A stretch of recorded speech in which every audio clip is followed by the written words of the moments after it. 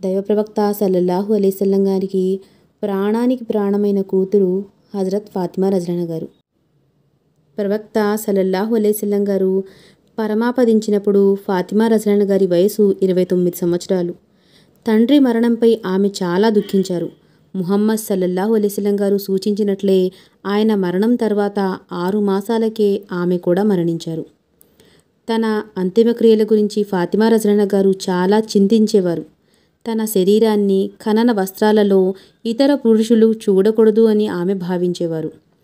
ఈ విషయం గురించి ఆమె అస్మా బింతే ఉమైస్తో చర్చించారు. అస్మా ఎవరో కాదు, అలీ రజిల్హనా గారి సోదరుడైన జాఫర్ ఇబ్నే అబీ తాలిబ్ భార్య. ఆమె ఫాతిమాకు సన్నిహితంగా ఉండేవారు. ఈ విషయం గురించి మాట్లాడినప్పుడు అబీసీనియా వారు స్త్రీ మృతదేహంపై ఖర్జూర చెట్టు ఆకులు కప్పుతారు అని అస్మా ఫాతిమా గారితో అన్నారు. ఫాతిమా గారికి ఈ విధానం నచ్చింది. వెంటనే ఆమె ఖర్జూర ఆకులు తెప్పించి దాన్ని తన మృతదేహంపై కప్పేలా తన జీవితకాలంలోనే ఏర్పాటు చేసుకున్నారు. పరదా కారణంగా తనను రాత్రివేళ ఖననం చెయ్యాలి అని ఫాతిమా గారు కోరారు.